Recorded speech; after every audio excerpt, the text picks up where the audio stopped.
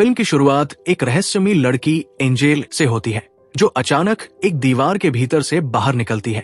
असल में वो दीवारों के अंदर छिप छिप कर चला करती थी ताकि अपने मालिक की नजरों से बच सके। समय है साल 1996 और उस इलाके में एक अजीबोगरीब जगह चल रही थी, एक ब्रोथल जैसा अड्डा जहां किडनैप की गई लड़कियों को कैद रखा जाता था। इस जगह का मालिक था विक्टर, जो इन लड़कियों को तैयार करवाता था ताकि सोल्जर्स को बेचा जा सके। बदले में सोल्जर्स उन पर जुल्म करते, उनके साथ गलत काम करते और ड्रग्स देकर उन्हें कमजोर बना देते। एंजेल खुद बोल और सुन नहीं सकती थी। वो बचपन से ही गूंगी भरी थी, इसलिए केवल साइन लैंग्वेज के जरिए ही बात करती थी। एक दिन नई लड़कियों का एक बैच लाया जाता है। एंजेल उन्हें देखती है और उसे अपने पुराने दिन याद आ जाते हैं, कैसे उसे भी किडनैप करके यहां लाया गया था। लेकिन बाकी लड़कियों से उसका बर्ताव अलग था, क्योंकि उसके चेहरे पर एक बड़ा बर्थमार्क था, जिससे विक्टर को लगता था कि वो बाकी लड़कियों जितनी खूबसूरत नहीं है। इसलिए उसने उसे अपने लिए रख लिया ताकि वो उसके निजी कामों में मदद कर सके।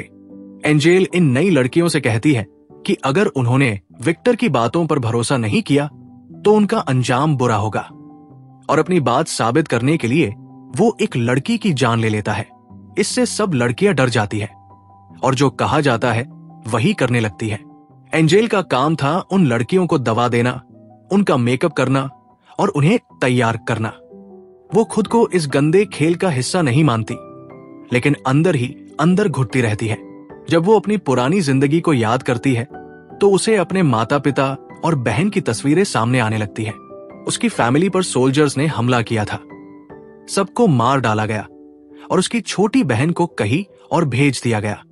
हर दिन एंजेल इन कैद लड़कियों के कमरों में जाती है, सफाई करती है, लेकिन जब लड़कियां उससे मदद की गुहार लगाती है तो वो मजबूर होकर चुप रहती है। एक दिन जब वो एक लड़की के पास पहुंचती है तो देखती है कि कोई सोल्जर उसे बुरी तरह से पीट चुका है। उसे लगता है कि शायद वो अब भी जिंदा है, इसलिए वो उसका खून साफ करने लगती है। लेकिन तभी विक्टर का आदमी आता है और बताता है कि वो लड़की मर चुकी है। वो उस लाश को घसीटकर जंगल में फेंक देता है और तभी एंजेल के पास एक कॉल आता है। एंजेल को बताया जाता है कि जल्द ही उसके ब्रदर में और मेहमान आने वाले हैं।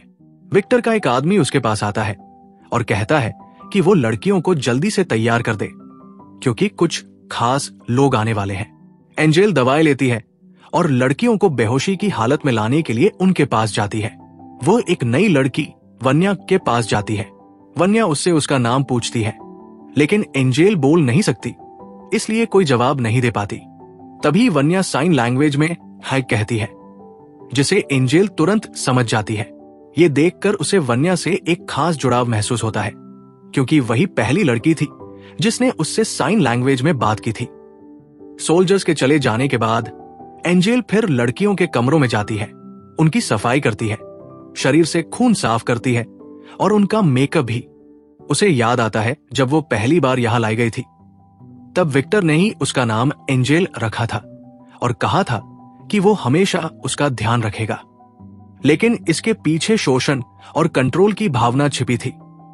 एक दिन वो वन्या को रोते हुए देखती है, जो एंजेल को अच्छा नहीं लगता। वन्या उससे साइन लैंग्वेज में पूछती है कि उसे ये भाषा कैसे आती है। एंजेल जवाब देती है कि उसके पिता सुन नहीं सकते थे, इसलिए उसने ये भाषा सीखी। फिर वन्या बताती है कि उसके पिता को मिलिट्री वालों ने मार डाला। बातचीत के बाद एंजेल वहां से जाने लगती है तो वन्या उससे पूछती है कि क्या वो दोबारा आएगी। एंजेल सिर हिलाकर वादा करती है कि वो जरूर लौटेगी। रात में जब सभी सो रहे होते हैं, एंजेल चुपचाप वन्या के पास जाती है, उसे कुछ बिस्कुट देती है जो उसे बहुत पसंद आते हैं। दोनों की दोस्ती गहराने लगती है। वन्या एंजेल से पूछती है कि वो कब से इस जगह पर है। एंजेल बताती है कि वो तो बचपन से ही इस कैद में है। फिर वन्या उसके गले में पड़े नेकलेस की ओर इशारा करती है, जिस पर एंजेल लिखा होता है, और कहती है कि ये बहुत सुंदर है। एंजेल बताती है कि ये उसकी मां ने उसे दिया था और कहा था जब तक ये उसके पास रहेगा कोई उसे नुकसान नहीं पहुंचा पाएगा। तभी एंजेल को आभास होता है कि कोई वहां आ रहा है। वो तुरंत खिड़की से बाहर निकल जाती है और देखती है कि विक्टर का आदमी जांच करने आया है। वो अपने कमरे में लौट जाती है और सोने का नाटक करती है। सुबह होते ही जब सोल्जर्स फिर से आते हैं तो एंजेल लड़कियों को ड्रग्स देने के बहाने उनके पास जाती है। वो वन्या के पास भी जाती है तो वन्या पूछती है कि क्या एंजेल उसे डेट करेगी, क्योंकि ऐसा करने से दर्द थोड़ा कम हो जाता है। एंजेल सहमति में सिर हिलाती है, लेकिन वो वहां ज्यादा देर नहीं रुक पाती। बाद में वो खिड़की से झांकती है और देखती है कि वही सोल्जर वन्या के साथ बहुत ही बेरमी से मारपीट कर रहा है। एंजेल को गुस्सा आता है और वो भागकर वन्या के पास जाती है, जहां देखती है कि उसकी हालत बेहद गंभीर है और उसके शरीर से बहुत खून बह रहा है। वो तुरंत उस आदमी को बुलाती है जो डॉक्टर को लाता है। डॉक्टर वन्या को देखकर चौंक जाता है और विक्टर से कहता है कि ये सब ठीक नहीं है, लड़कियां ऐसे मर जाएंगी। विक्टर उसे डांटता है और धमकी देता है कि अगर वो ज्यादा बोलेगा तो उसकी बीवी को भी मार डालेगा। डर के मारे डॉक्टर चुप हो जाता है और वन्या का इलाज करता है। यहां दर्शक समझते हैं कि डॉक्टर एक अच्छा इंसान है जो मदद करना चाहता है, लेकिन विक्टर जैसे दरिंदे की वजह से वो कुछ कर नहीं पाता। वो सिर्फ इसलिए चुप है क्योंकि उसे अपनी फैमिली की चिंता है। रात को एंजेल फिर वन्या के पास जाती है। उसकी हालत देख उसका दिल पसीज जाता है। वो उसे अपना नेकलेस दे देती है और कहती है कि ये उसे सुरक्षित रखेगा। तभी उसे विक्टर की आवाज सुनाई देती है। वो तुरंत खिड़की से बाहर निकल जाती है। विक्टर कमरे में आता है और देखता है कि वन्या वहां है, लेकिन उसे लगता है वो शायद बाथरूम में है। फिर वो एंजेल को बुलाता है और कहता है कि आज वो उसे एक खास तोहफा देने वाला है। वो उसे एक चाबी थमाता है। जैसे ही एंजेल नीचे देखती है, उसे कई लड़कियों की जली हुई लाशें दिखाई देती हैं। वही लड़कियां जो पहले उसके साथ थी। ये मंजर देखकर उसका दिल दहल उठता है। तभी विक्टर उसे ढूंढ निकालता है और उसे समझाता है कि वो उससे प्यार करता है और कभी उसे नुकसान नहीं पहुंचाएगा। वो उससे चाकू मांगता है और एंजेल उस पर भरोसा करके चाकू उसे सौंप देती है, लेकिन विक्टर धोखा देता है। वो एंजेल को बेरमी से पीटता है और कहता है कि उसकी वजह से उसे भारी नुकसान हुआ है। तभी गौरव वहां पहुंचता है और विक्टर से कहता है कि एंजेल को उसे सौंप दे। विक्टर साफ करता है कि वो तभी उसे देगा जब गौरव उसका बिजनेस चैन से चलने देगा। उसी वक्त गौरव का भाई आता है और विक्टर पर बंदूक तान देता है। दोनों के बीच बहस शुरू हो जाती है। एंजेल इस मौके का फायदा उठाती है। विक्टर की जेब से चाकू निकालती है और उसके पैर में घूम देती है। अचानक चली गोली गौरव के भाई को लगती है और वो घायल हो जाता है। गुस्से में आकर गौरव विक्टर को भी गोली मार देता है। गौरव अपने भाई के पास भागता है, लेकिन तब तक बहुत देर हो चुकी होती है। उसका भाई मर चुका होता है। भाई की मौत से टूट चुका गौरव अब एंजेल को मारने की ठान लेता है और उसका पीछा करता है। उधर एंजेल भागते भागते एक घर में पहुंचती है, लेकिन बेहोश हो जाती है। वहां एक महिला उसे अपने घर ले जाती है और उसकी मरहम पट्टी करती है। होश में आने पर एंजेल उस महिला के घर में खुद को पाती है।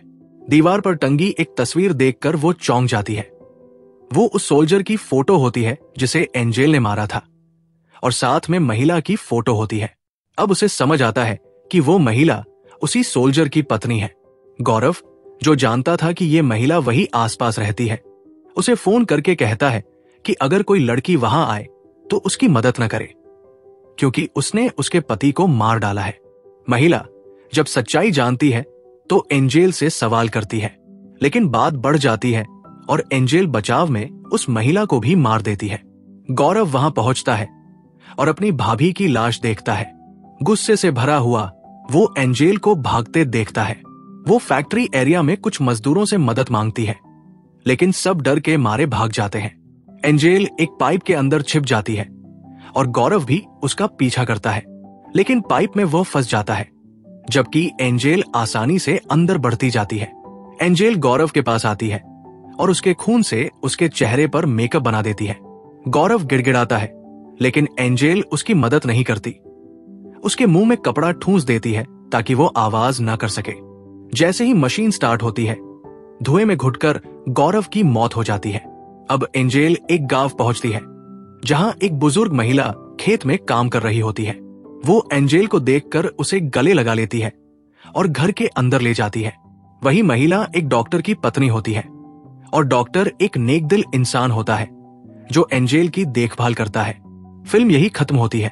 इस फिल्म में दिखाया गया है कि किस तरह एक मूक और बधिर लड़की, जिसे सबने कमजोर समझा, अंत में अपने ऊपर हुए अत्याचारों का बदला लेती है।